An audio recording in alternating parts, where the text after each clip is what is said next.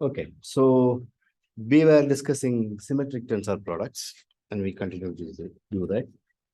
So if we have a HB, a separable, we always deal with separable Hilbert space. Okay.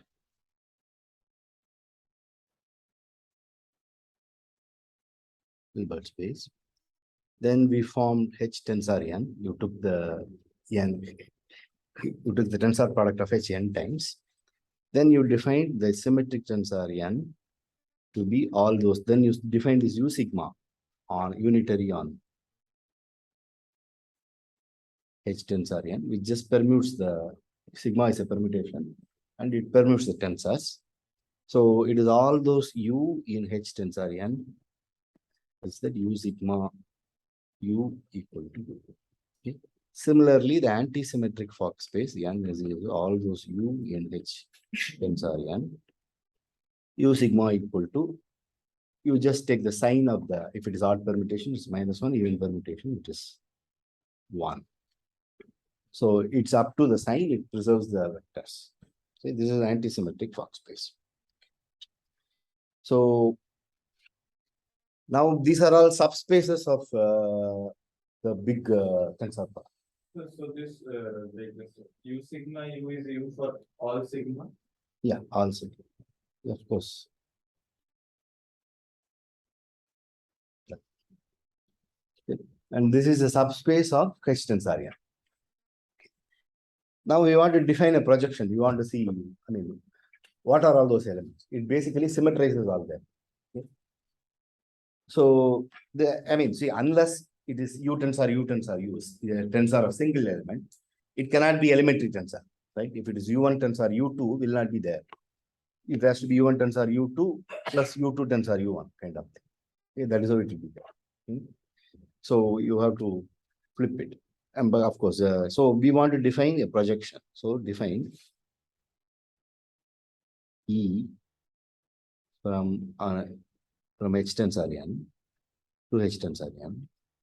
Similarly, F.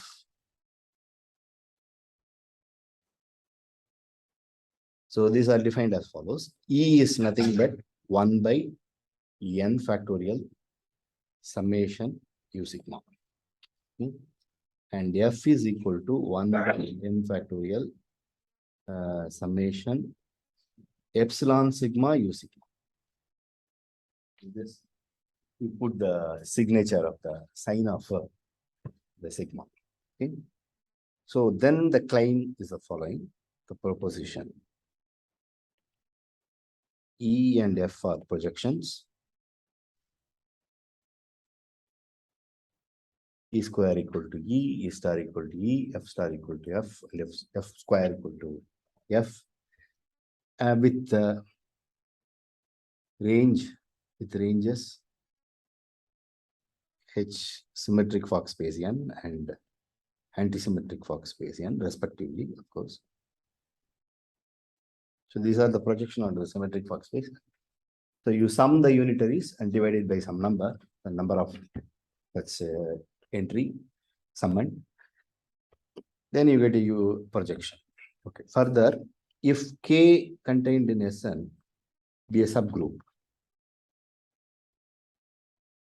then you can form a EK corresponding to that, which is again U sigma by 1 by the cardinality of K, number of elements in K, cardinality of K, and Fk is equal to summation E of sigma U sigma 1 by cardinality of K. I mean, cardinality, you used to write it like this also, no? So I will write it like this. Number of elements.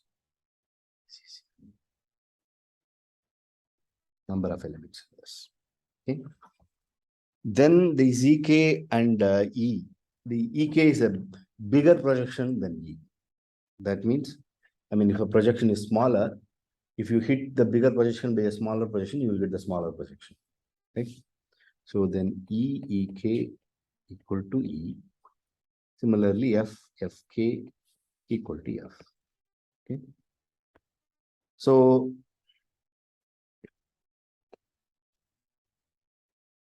okay, I will state it as the next proposition. Something about inner product, I will state it in the next proposition. Let us prove this. This is just direct computation. So let's first compute Ek times U sigma. Ek is for some sigma. You fix a sigma in Sn, a sigma prime in Sn. Okay, then Ek U sigma is summation 1 by n factorial U sigma prime, right? Which is equal to 1 by n factorial summation U sigma prime, where sigma runs over all Sn. I mean, there I didn't write. It's sigma runs over all Sn. Sn has the number of elements. So here I forgot to say, here sigma runs over K, right? Here also the sigma runs over K. I mean, here this sub projection, this bigger projection I wrote Ek, the sigma runs over the subgroup. Here also sigma runs over the subgroup. And in the general definition of E, the sigma runs over all of Sn. So sigma runs over Sn. Okay. So here sigma runs over Sn. So when sigma runs over Xn, sigma prime will also runs over Xn, right? If you have any group G, and if you take an element in G, then you run G prime. If you want to compute for all elements G prime, then it will give all elements, right? Because it's invertible and all that, then you get all the elements because it's a group. It may not happen in a ring or something, but it will happen in a group. Okay? When everything is invertible and all that, you will get all elements. Okay? So because of that, this is nothing but E itself. Right? You get E again. But why I have put Ek? There is no Ek. This is just E. I am computing E U sigma prime. Why U sigma prime equal to summation over U sigma prime. Sigma prime and sigma varies over Sn will be all sigmas you will get. Okay. So you get E itself. Okay. Now U sigma prime is E itself. And the summation, so now E square equal to summation over, I mean, you for each U sigma, you get E summation E U sigma, where sigma in Sn 1 by n factorial. Okay. So there is another one they got to do. Yeah. So the U sigma. Yeah, correct. That's okay. So the sum will be there are n factorial summand. So this is just E again. Okay. Similarly, E star, if you compute, which is equal to 1 by n factorial summation U sigma star. So with that star you can bring it here. U sigma star, remember that will be that for a unitary, the star of a unitary is its inverse. That is how the unitary is defined. So which is precisely U sigma inverse. Okay. Which is 1 by n factorial summation sigma in Sn U sigma inverse. But then when sigma runs over a group, sigma inverse will also runs over the group. So which is 1 by n factorial sigma in Sn. It's also U sigma, which is equal to. So E star equal to.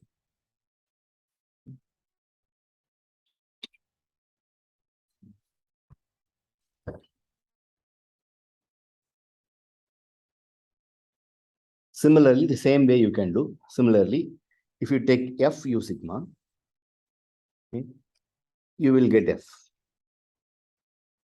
The sum, no, you will not get F. You will get epsilon. You will get the signature of sigma, because see here you just notice, maybe this is what I should have written. You will have U sigma prime, okay, U sigma prime, and you will have a E sigma times. I mean, it's just E sigma times F. That's what you get. Okay. Now, if you multiply this by F square, which is just summation over U sigma you got. So which will be just E sigma square 1 by n factorial, which is again F. Okay. If square times F. E sigma square times F, which is 1. Yeah. E sigma square. Sum over E sigma square times F. Yeah, correct. That's what I would. So which is 1. So which is equal to F. And similarly, F star if sigma is a even permutation, sigma inverse is also even permutation. Sigma is odd permutation, you sigma. So it depends on that. So because of that, the same reason, F star is also equal to F. You can just write it. You can just compute. Okay. I mean, U sigma star is going to be U sigma inverse, and you will have a epsilon. You will have the signature, and that will be same for sigma and sigma inverse. So the sum. So it's okay. The sum will be this. Okay. So you verify this. Okay. So this is this. So these are all projections. We have proved it. They are all projections. Okay. Now, if you have a subgroup, what happens? So EK. That is equal to 1 by cardinality of K times summation sigma in K U sigma E. Right? And we know that U sigma E is E, no? U sigma E is E itself. Okay, we will get, so we will get 1 by this factorial summation over sigma in K E. But E summed over the number of times and you divide it by the number, the cardinality of that. This is just going to be it. The same way, you'll get the same thing. I mean, there you will get the permutation. But we are only worried about the symmetric Fock space. I mean, anti-symmetric Fock space, we will not, mostly we will not discuss. We will not have time anyway. We can discuss, but we will not have time. E using E? E using E K is equal to E U sigma, right? But the E sigma U is equal to E sigma U. So that I didn't say. So that also I should say. Here, you are right. This E U sigma. Actually, U sigma E, both are equal. Okay. This is equal to U sigma prime E. You come in. Okay. It is just going to be a sum and I didn't worry about it. I just wrote it. Yeah, that's the right thing. So this proves it. Similarly, Fk for any subgroup is F. Okay. The F is the smaller projection. That's what it means. Okay. If the group is big, the projection will become smaller. That is expected because if it is identity, that's also identity. If the group is identity, then it just fixes everything. So you will get the symmetric Fock space. So now we have to prove that the range is symmetric Fock space. For that, first thing is if something is in the range, that is in the symmetric Fock space. Second thing is anything in the range, anything in the symmetric Fock space is fixed by the projection. These are the two things we have to prove. Okay. Now to prove E of H tensor N, I will not do this for anti-symmetric tensor. You should try. Okay. I mean, you have to take care of the epsilon, which will work. I mean, same way it will work. Okay. But we only need this. Okay? This is equal to H. Yes. That is what we want to prove. To prove this, so suppose, so if we have U in HSN, okay, then U sigma of E of U, you want to consider, which is U sigma of summation 1 by n factorial. U sigma summation, we are worried about EU only. So summation U, maybe sigma prime here. Okay. U sigma U, which is equal to 1 by n factorial E of U sigma prime U sigma, where sigma runs over all Sn. Sigma runs over Sn. But then this is same as U. But use again, one sigma prime is fixed and sigma varies. You get all the elements again, which is again 1 by n factorial EU. Okay. So this EU is fixed. So this implies U sigma prime of EU equal to EU. But sigma prime was arbitrary, okay, for all Sn, for all sigma prime in Sn. So this implies EU is in H tensor, HSN. I mean the symmetric tensor. Okay.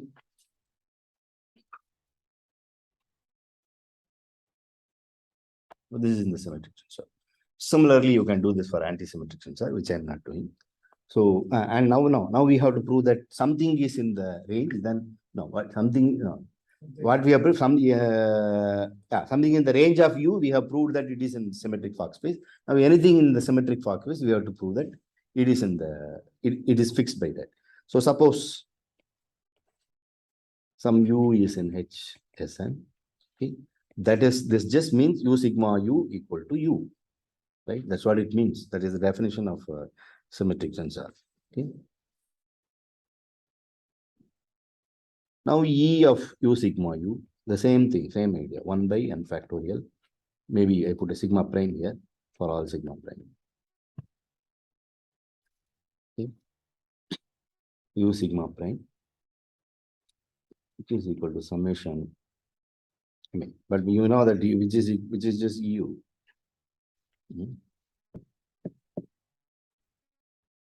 We have to get that it is equal to, yeah. Now this is equal to summation U sigma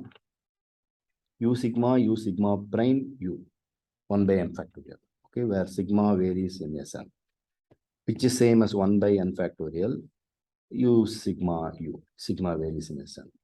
But U sigma U is U for all of that. So, but then you will add U n factorial times, which is equal to U. Okay. Same thing. So this implies that anything in the range is fixed by the projection. So this implies range of E is equal to H. Similarly for the anti-symmetric tensor. Okay. So we have verified everything, I think. We have whatever we want to do, we have done. Yeah, these are the two things. Yeah. Now we want to say something about the inner product between them. So before that, I want to make a notation. If you have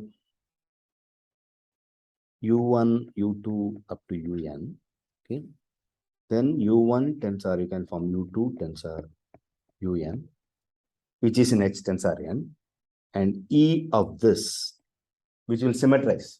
E of this means you will have the summation over U sigma of this. It will just permute all that, which is just 1 by n factorial. If you can just write it, summation 1 by n factorial, summation of sigma in Sn, U sigma inverse 1 tensor U sigma inverse 2 up to U sigma inverse n, right? It will just look like that. You call this as by this B product, U1, B, U2, B, UN. Okay. Similarly, you call F of U1 tensor UN is equal to U1. This is the wedge product, anti-symmetric product.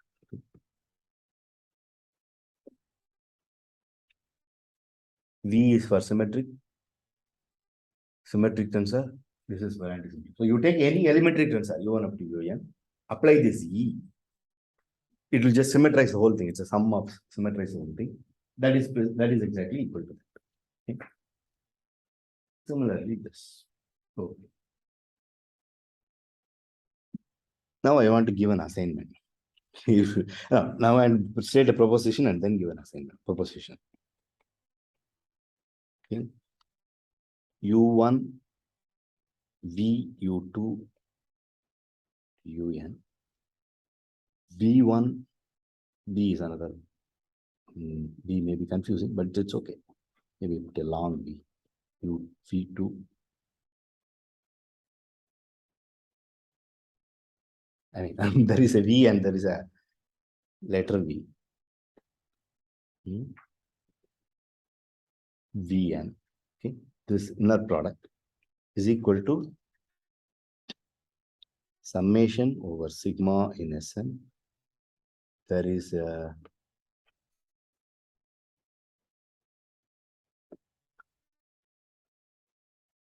an n factorial, no? What will we get there? So this is just 1 by n factorial into those things. This is 1 by n factorial those things. But you will have a sum here, you will have a sum here. And that may kind of, I think it is just pi of I equal to 1 to n vi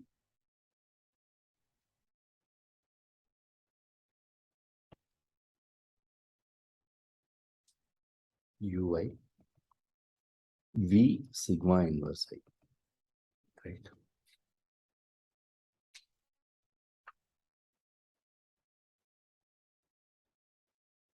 There is a, I mean, there is only n factorial. Where will it come? N factorial power square will come, right? 1 by n factorial square will Only one will be there. Huh? Only One will get used in the summation. no, that has n terms. This has n terms, Yeah. and then you will have Okay, then, yeah, 1 by n factorial. 1 by n factorial square, or some of them will get cancelled or something. You will get things same number of times. Or Yes, okay. this is 1 by n factorial or 1 by n factorial. I think 1 by.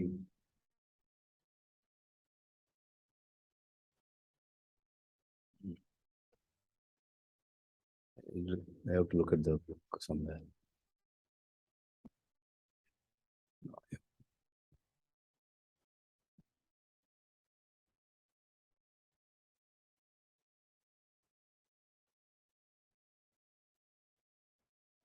Yeah, 1 factorial square it will come.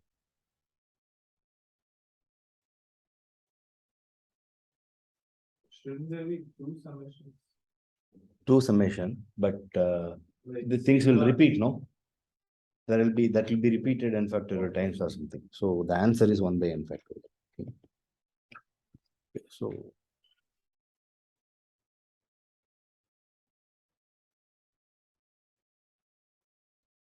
no, 1 factorial square. There is 1 factorial square, it is.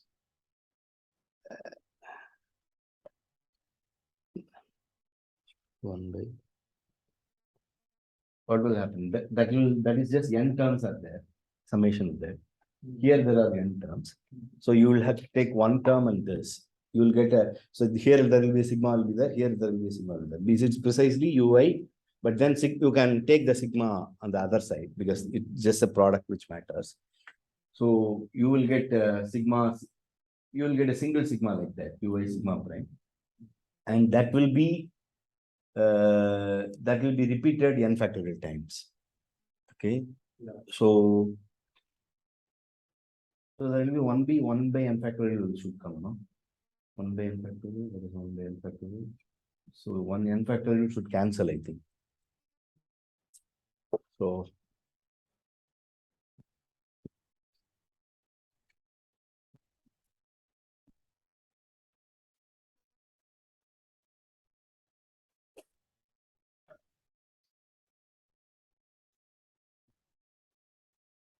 yeah, correct.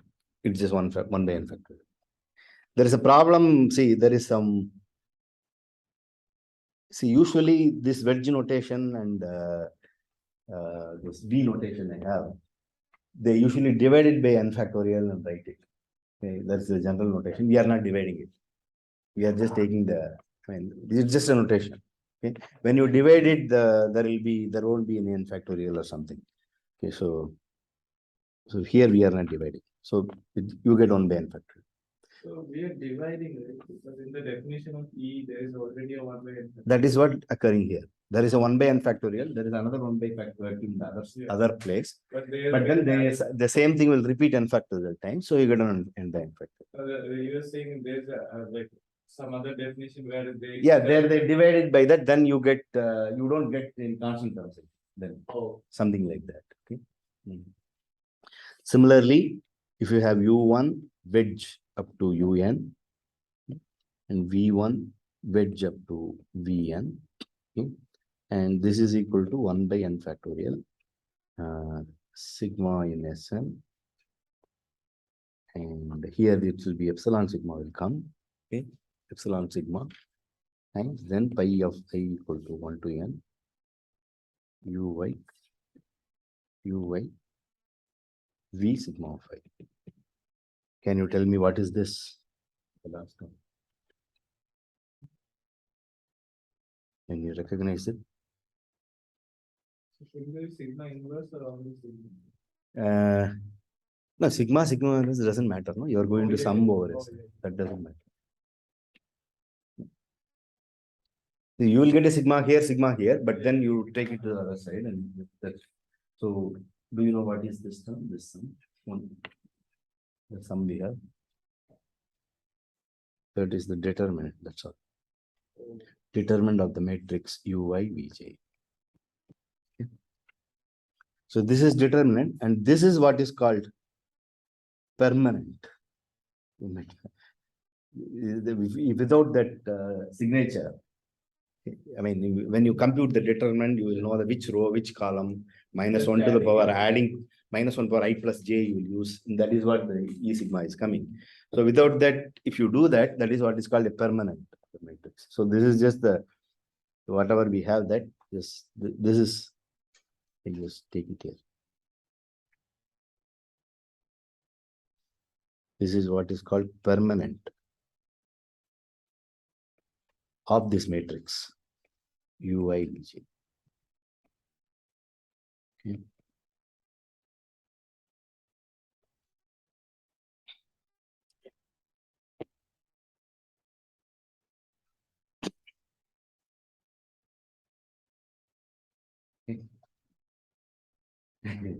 I don't know. Anybody can read whether it is written permanent.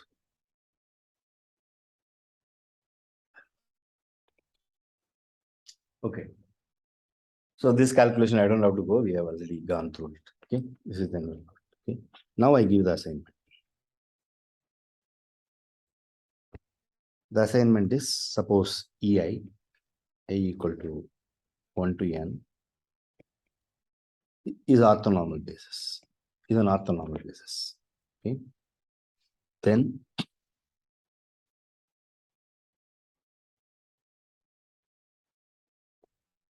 EI1.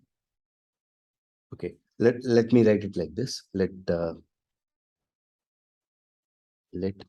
EI EI1 tensor EI1 up to tensor EI1. This is R1 times R times or R times. Okay. Some EI, I mean EI.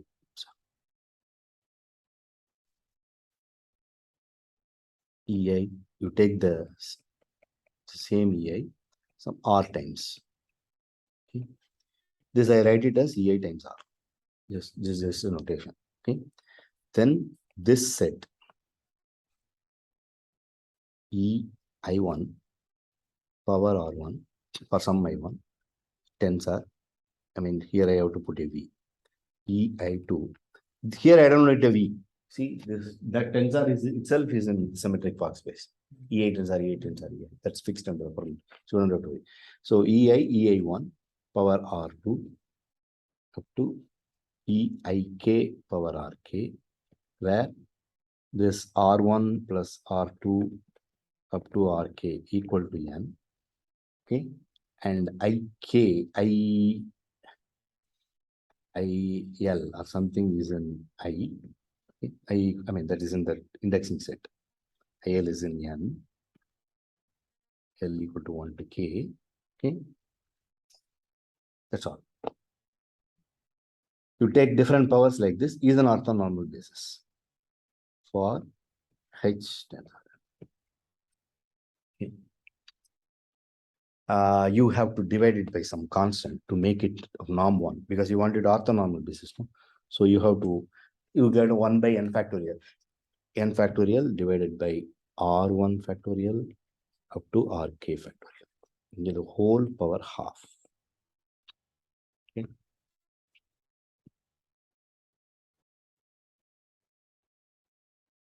It's an orthonormal basis for this. So you can try the other one also. So here for the wedge product, for this anti-symmetric Fock space, you don't do that. You just take n power n factorial power half.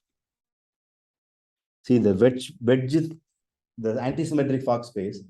You can't take the tensor, same tensor again. U tensor U anti-symmetric tensor U is 0. Yes, U tensor U. When you do it again, it will be yes, minus, it will be minus for the negative permutation. I mean, permutation with negative sign, negative signature. So it will cancel. So U tensor U, if you just use it, just U tensor U minus U tensor U, it will be 0. Okay. So, I forgot. There is something here. This I1 cannot be anything. I1 is greater than or equal to 1. So it is not this IL. This is not true. You can't repeat things, then that will be, I mean, because it's a symmetrized thing. If you repeat it, you will get the same thing. So I1 is less than this, I2 less than I3. Okay, that is how it should be. So this is just to make sure you don't repeat the same terms. Okay, I mean, okay.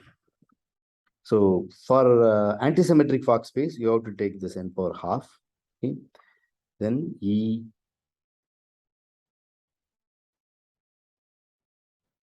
have to take n number of things. I1, I2. So here it does not depend on K, I, N. You have to take. Okay, where all this IK is IK ranges from IK is in N, natural number. Okay, this is an orthonormal basis for H anti-symmetric.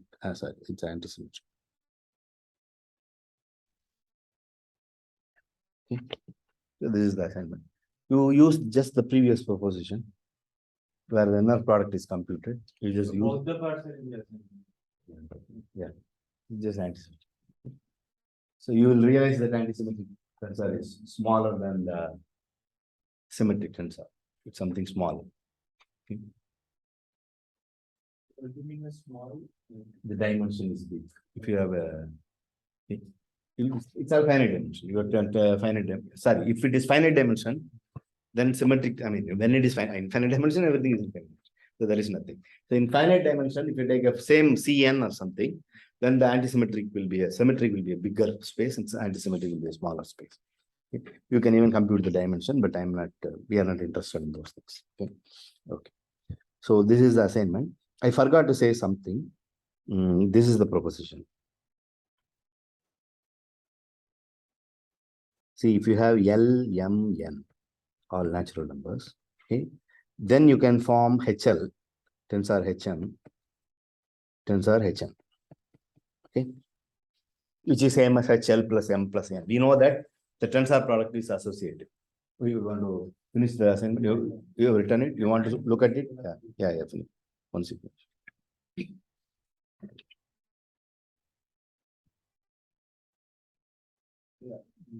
Yeah. So the tensor product is associative. So if you take L, M, N, HL, tensor, HM, tensor, HN, you can do it in whichever the way. I mean, whatever we mean by tensoring with our universes, we can do it in associative way. We should know that this is true for anti-symmetric tensor also. What we mean, if you take the anti-symmetric tensor in the L plus M thing, and then tensor it with this, and then take the anti-symmetric tensor. Okay, that is same as the other thing. So you can, so anti-symmetric tensor, what I mean is, so let En, let us denote En be the, I mean, earlier we denoted it as E, now I am calling it as En from H tensor N to HSN, be the projection, be the symmetric projection, okay, be the projection onto the symmetric projection, okay, projection onto the symmetric Fock space. Then En plus M, El plus M, okay, of some U tensor V. Okay, U is in HL, H tensor L, and V is in H tensor M, U, V, W, H tensor L, M, N, okay, tensor V, tensor W, okay, sorry, yeah, here, here, the bracket is here, okay, tensor W, okay. Now you can apply E of L plus M plus N, right? First you apply E L plus M, on U tensor V. U tensor V is in H L plus M. There you can apply this. Okay. Now you can apply this. This is same as E of L plus M plus N acting on, correct. U tensor E of M plus N, okay, of V tensor W. You symmetrize V tensor W, take the tensor with U, that will be in the big space. Now you apply the symmetric projection under, which is all these things are same as E L plus M plus N of U tensor V tensor W. It's the same thing. It is just associative. You do whichever the way, doesn't matter. The reason is you can take a, see what is E L plus M doing? It is just you take a subgroup. Okay. I mean, you have symmetric, the symmetric group of symmetric group Sn, SL plus M plus N. EL plus M is the subgroup which fixes something and then it is some something here. Okay. For a subgroup, the projection, it's a bigger projection. Right. So if you apply the bigger projection and a smaller projection, you will get a smaller projection. And I mean, these are all sub projection. EL plus M plus N is a sub projection of EL plus M, kind of EL plus M tensor identity. Here, there you are just applying identity, okay, which is a subgroup. You have the group of permutation on L plus M plus N. You fix this N elements. You just permute this L plus N. That's what is a subgroup. Here, that is what is happening. Here, what is happening? You fix the first L elements and then take the subgroup which permutes the M plus N elements. Then you apply that. That is same thing. That's what we have proved. We proved that condition that if you permute, I mean, if you take the subgroup, then that is a bigger projection we proved. So from that it follows. Okay. So this I forgot to mention. I'm just mentioning. Okay. So now we have discussed enough about symmetric tensor, anti-symmetric tensor. We will define what is called Fock space. Okay. So before defining Fock space, let us define what is called, did I define this infinite direct sum in the class of Ghana? No, not really. So let us just define it. So, okay. So if Hn be a sequence of Hilbert spaces,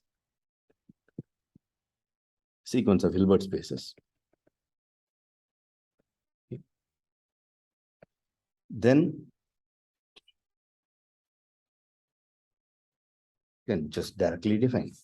So direct sum of Hn, n equal to 1 to infinity, is all those, it's like a sequence, like sequence Xn, n equal to 1 to infinity, okay, where Xn is in Hn. Further, there is another condition, summation norm Xn square is less than infinity. Okay. All those square summable sequence with Xn is in Hn, the corresponding Hn.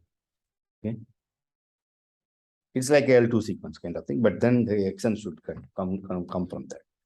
And define, so this is the condition, then define the inner product between some Xn and some Yn to be equal to summation the individual inner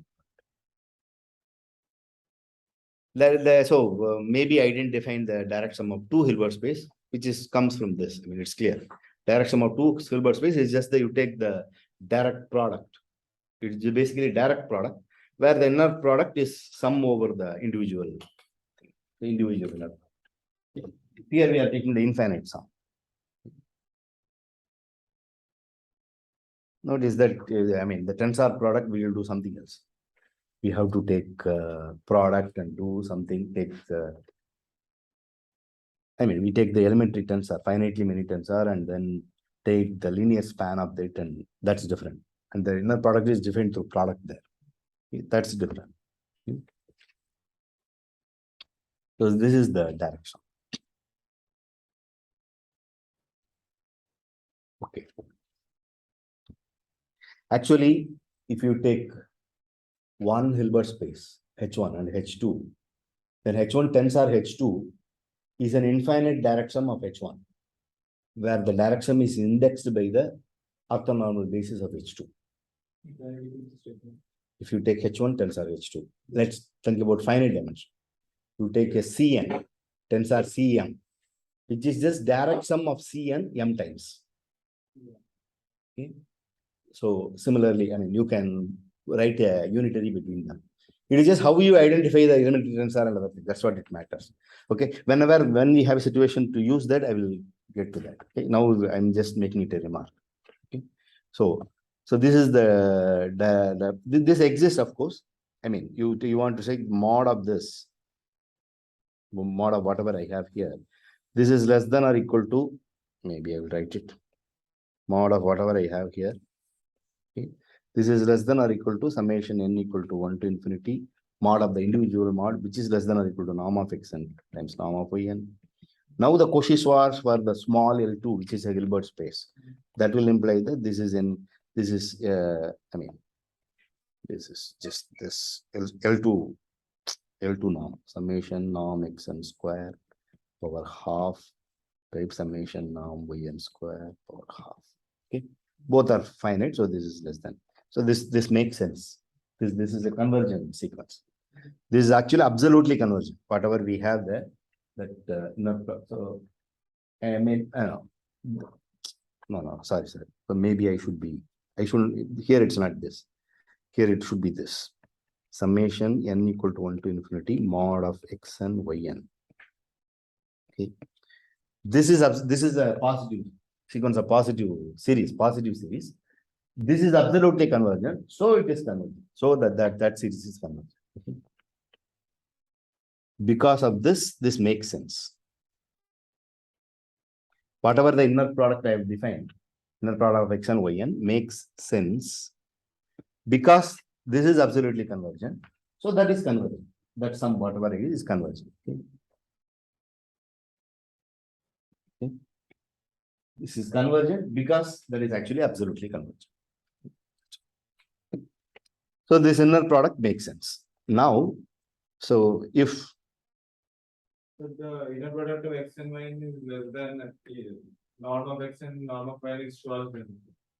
Right, Cauchy-Schwarz, yeah. No, the next one is Cauchy-Schwarz. This is also Cauchy-Schwarz. Oh, individually applying Cauchy. Okay.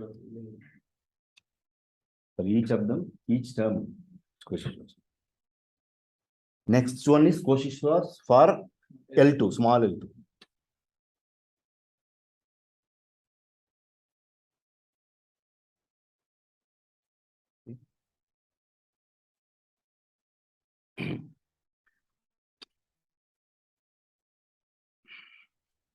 Okay. So now if we have a sequence AN with AN in B of HN, okay, then we can define direct sum of AN acting on any direct sum of XN equal to direct sum of AN HN. This will not make sense for everything with supremum of norm AN. N is less than infinity.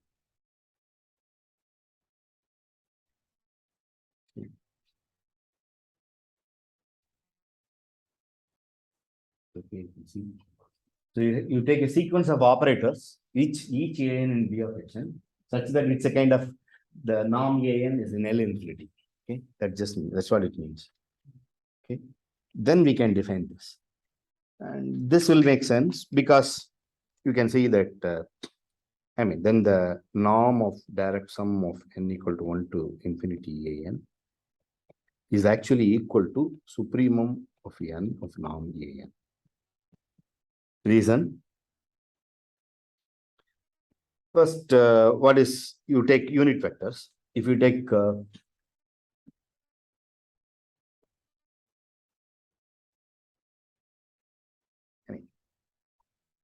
direct sum of AN XN, summation norm AN XN square. This is what we want to compute. That is a norm AN XN. That is a compute is less than or equal to supremum of n norm AN times summation of norm XN square. Right? This is true. The direct sum an applied on direct sum xn. The direct sum xn is just a sequence. Yes, direct sum xn is just the it is in the direct sum of Direct hn. sum of x. That's it, we are defining it. This is an operator in B of direct sum hn. Okay. That is an operator in B of direct sum hn. Okay. Then direct sum an is defined as you are just acting on the individual direction. Okay. Then we want to compute its norm. To compute it norm, I first use the inequality summation an xn square that is equal to this. So you can take the supremum of an square out. Sorry, an square. Norm xn square you can take with an xn. Norm an xn is less than or equal to norm an times norm xn. Okay, and you can take the supremum. I mean, I'm swallowing. Should I write that all that? But maybe it's not a good habit because in exam you have to write it like that. Okay, summation over n less than or equal to norm an to norm xn square. Okay. Now this is less than or equal to supremum of norm an square times summation norm xn square. Actually, supremum of an square is actually supremum of an square. Okay. That is also true. So this implies norm of this direct sum an, whatever n equal to infinity, that is less than or equal to supremum of n norm an square. Sorry, norm an. Sorry, there is a square there. Okay, because so this is less than because there is a square. You have that direct sum of norm a has norm at most direct, I mean, supremum of a. On the other hand, the norm is, I mean, you can,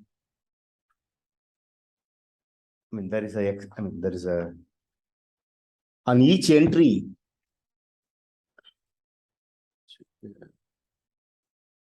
the supremum is attained as a sequence, through a sequence, right?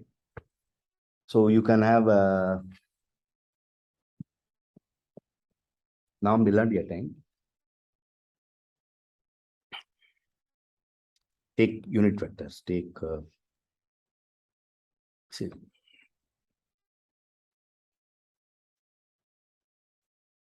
supremum, the thing is supremum of an may not be attained at some point. So you have to give an epsilon. So okay, let us take given epsilon greater than 0. Okay. Choose this, choose a epsilon.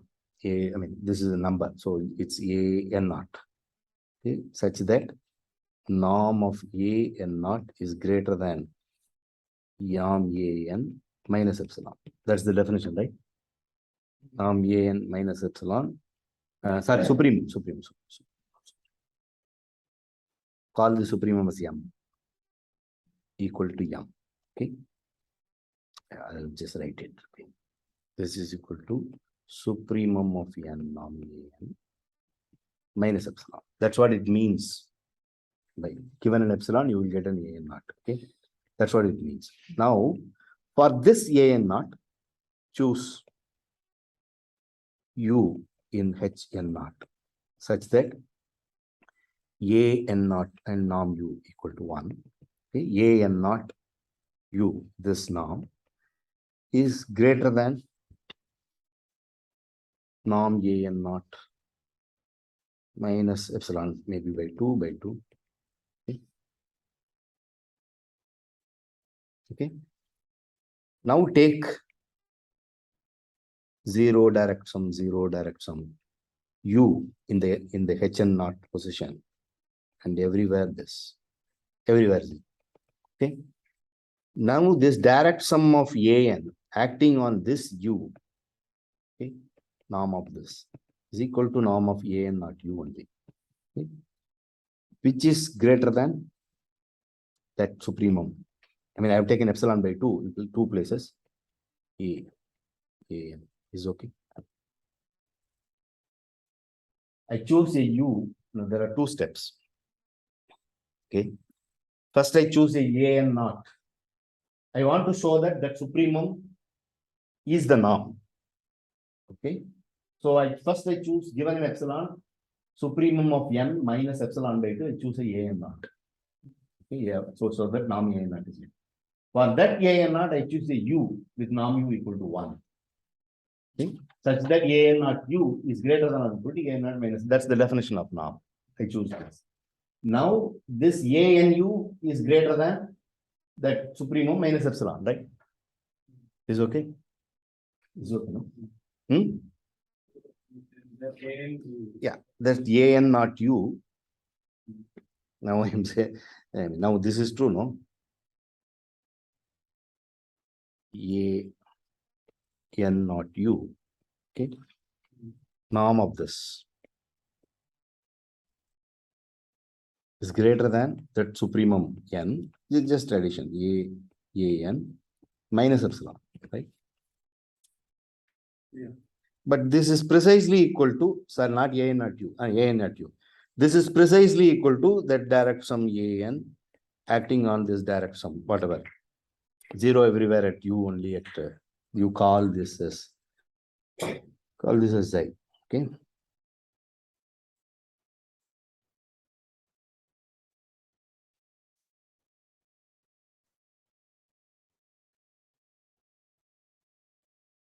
Xi is direct sum of, zero direct sum, which is just norm of this is nothing but norm of A n naught. So there is a unit vector whose, when apply this norm, you get that is greater than or equal to supremum minus epsilon. Is it okay? I should leave it as an exercise, but I'm just giving how to. So what is U is okay. Yeah. U is at one entry. Hn naught, I'm taking you at one entry. Okay. There you can get it, and that entry, the corresponding operator A n naught has a norm which is very close to that supremum. First, I choose an n naught such that the norm of that A n naught is very close to that supremum. Then I choose a U such that A n naught is very close to that norm for U norm equal to 1. Then that A n naught is very close to the, 2 step epsilon by 2. That is very close to that thing. Okay. So that works. So all these things implies the direct sum norm is equal to supremum n of norm. Okay. So there are many properties. If you have direct sum of an operators, you have direct sum of bn operators. If you multiply, the corresponding things multiply coordinate wise in the direct sum. Direct sum an, direct sum bn is direct sum an bn. So, and similarly, you can add direct sum wise. Okay. Usually you will say coordinate wise. I'm saying direct sum wise, you can add direct sum wise, you can put the product together. Okay. I don't have to write all that. Is that all clear? Oh, lala. Here's it stopped again. I didn't notice this. This stopped completely. I didn't realize. Why is it happening? Stop share. Share it again.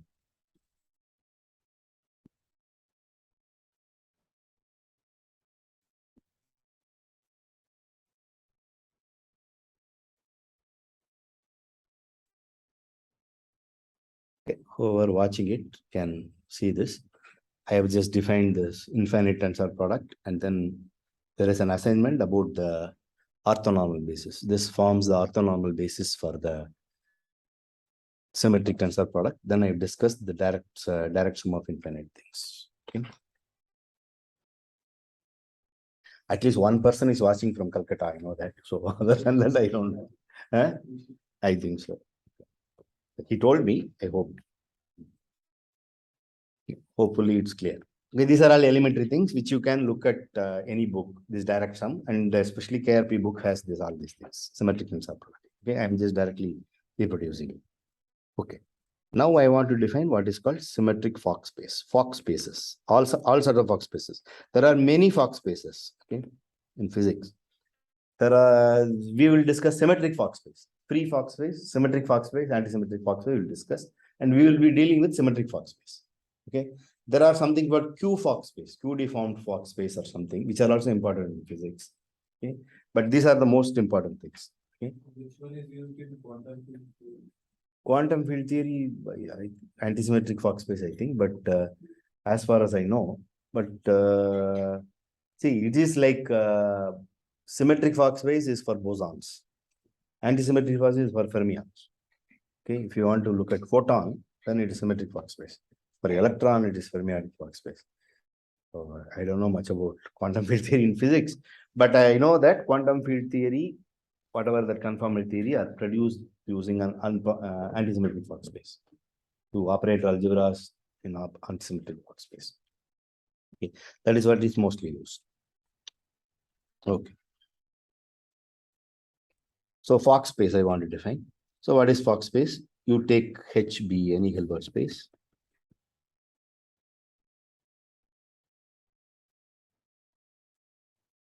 Okay. Then free Fock space, which is just too big, gamma free of H is equal to, it is just the infinite direction. N equal to 0 to infinity, you have to include 0 of H tensor N, where H tensor 0 is just C. It's complex number, which is like anything power 0 is 1. It's like if you 0 tensor means it is just C, complex numbers, which is just one dimensional, the field itself. The vector spaces are over some field, that field. That is the first number space. This is what is called free Fock space. Symmetric Fock space.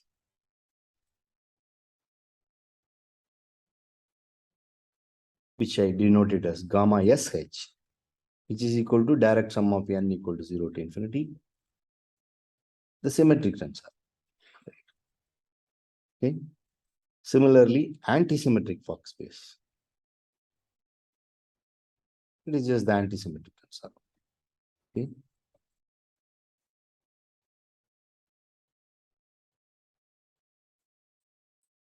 Okay. That's all. So this is free Fock space, symmetric Fock space, anti-symmetric Fock space. Okay. And in all these Fock spaces, there is a vector phi in C, which is this first tensor. Okay. Which is just the which is called vacuum vector, which is equal to 1, the number 1 in C. I mean, I just denoted by phi, which is equal to the 1 in C, the number 1, the complex number, which is in the first 0th Hilbert space, 0th term, which is called the vacuum vector, which will be using this term.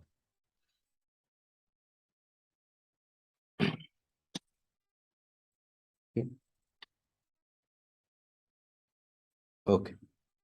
So now we want to study this symmetric Fock space. We want to define operators on symmetric Fock space.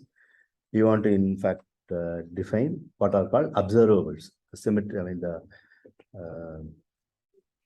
observables are some self-adjoint operators. But then we need some unbounded operator theory. That H 0 N or H tensor 0? H 0, 0, sorry. There is no N, H 0. Sorry. H 0. Oh, H power 0. H power 0 means the tensor 0. Exactly. Yeah. C, which is just C.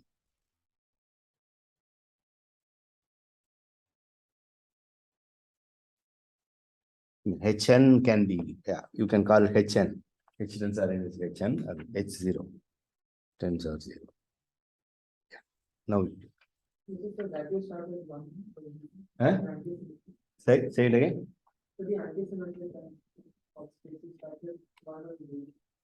Anti-symmetric Fock space, everywhere it's 0. Starts with 0. You have the vacuum.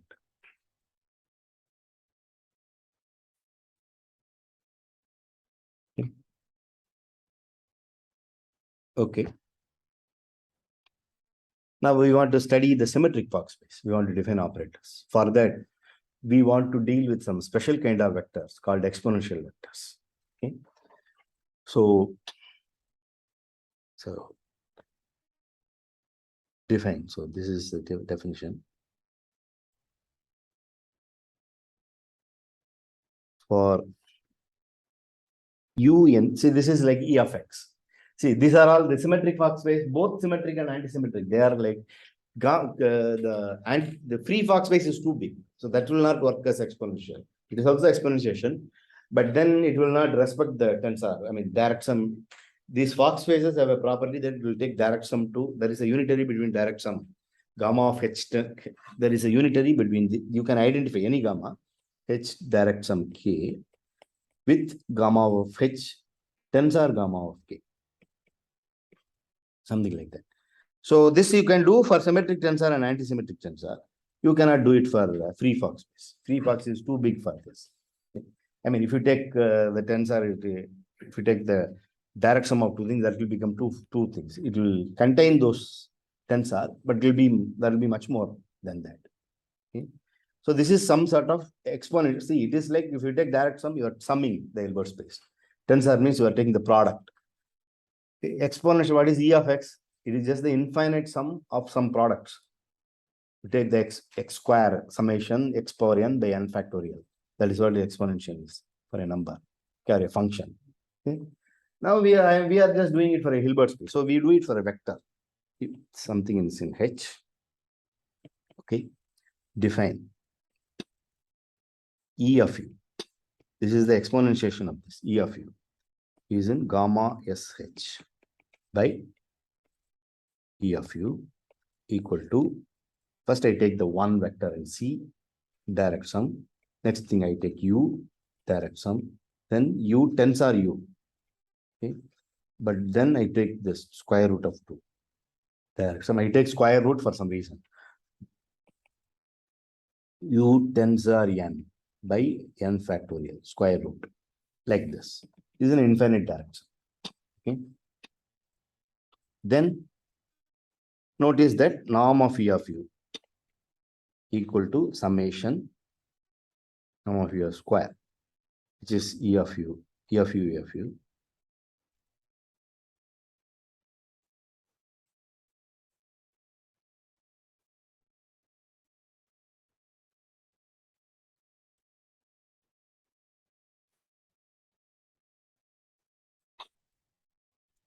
So which is just E of u, E of u. I mean, I'm just proving that it is in the anti-symmetric Fock space. It is in the direction, infinite direction. So which is summation u tensor n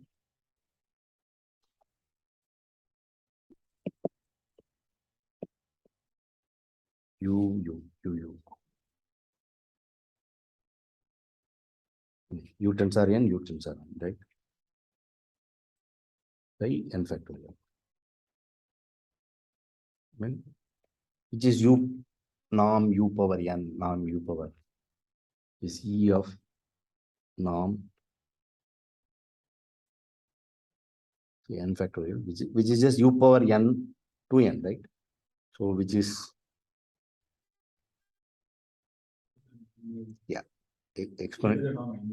exponential of 2 times norm u, right? Right. So which is a number which is smaller than infinity, right? That's what we want to show. First, I want to show this. I mean, which is also like e power u square, e power norm u square. Sorry. E power u doesn't mean e power norm u square. Okay. If you do the summation, indeed, if u v, so this is just to show that this implies that E of u is in the Fock space. Okay. I mean, it is in the infinite direct sum. For that, the summation should be L2 summable, no? The individual norms will be L2 summable. Exponential of 2u. That is because you get u tensor n, which is just u norm u power 2n, no? Okay. U square power n. So that is a norm u square. Norm u square, sorry. Norm u square, not 2u. Sorry. U square. Yeah, you are right. Norm u square. E exponential of norm. I mean,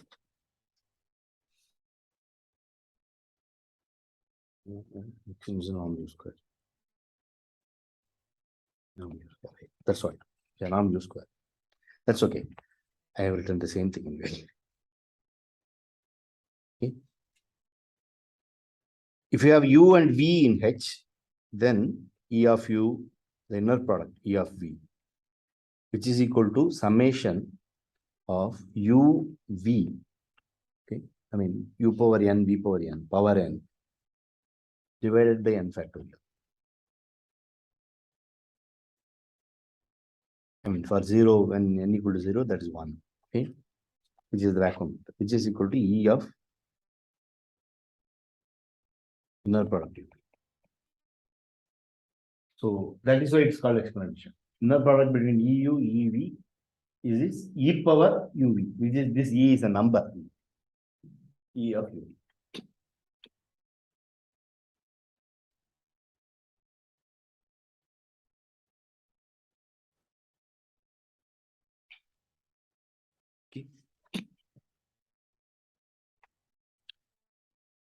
Okay, so this is, we have defined the exponential vectors. Okay. Now we want to prove the following. We want to prove the following.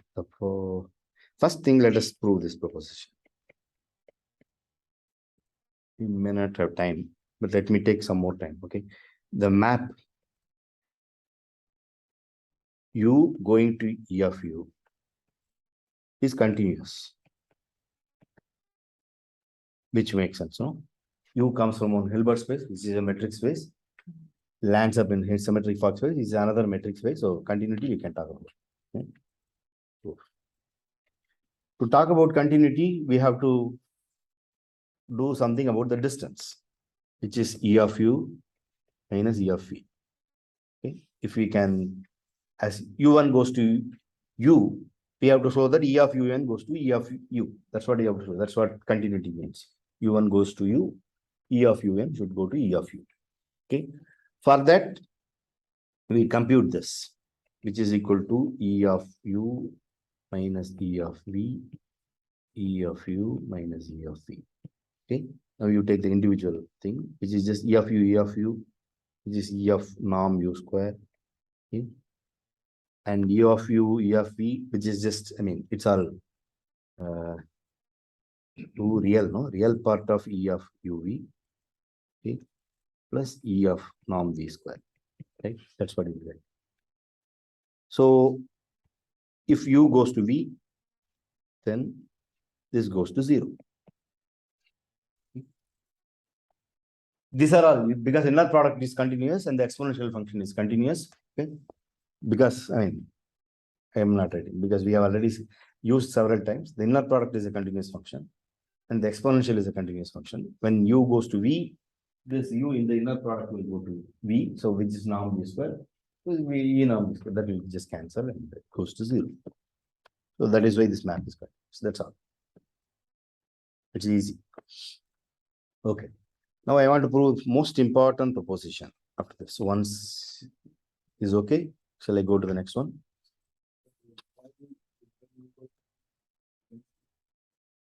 U goes to V, E power norm U, U goes to V, norm U square will go to norm V square.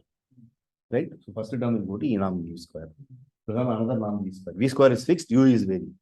2 norm V square. In the real UV inner product, UV will go to V norm VV.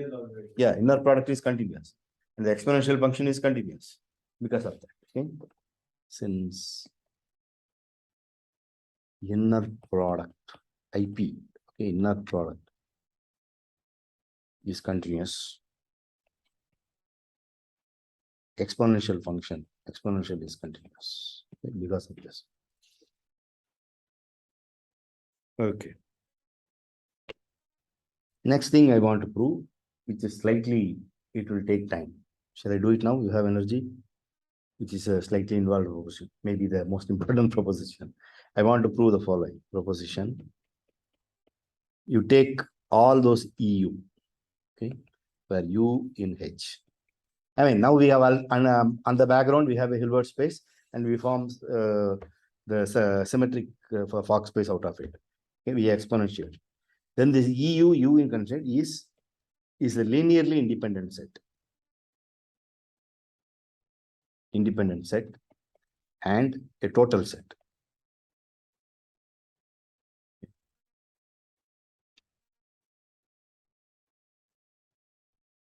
Maybe I will do the linearly independence next time. I will do the totality and then finish. Okay, which is easy. Okay. Proposition. Proof. EU is a total set I want to put. That is, no, total set is what I need. Linearly independent is easy.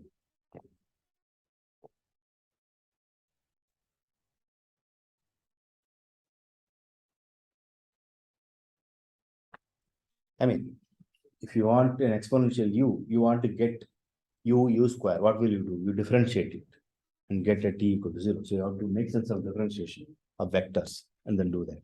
See, that is how you get u tensor n. From u tensor n, you have to get any symmetric tensor. That's the idea of getting the totality. Linearly independence maybe is, no, both involve something.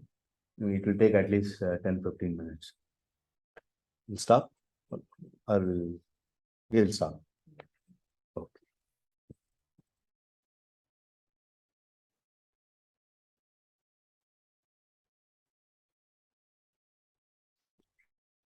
Any question? Will Fock spaces be included in medicine? No. It's up to the tensor product what I did. Even symmetric tensor, I will not ask you. No, symmetric tensor we have defined. The direct sum is infinite direct sum also.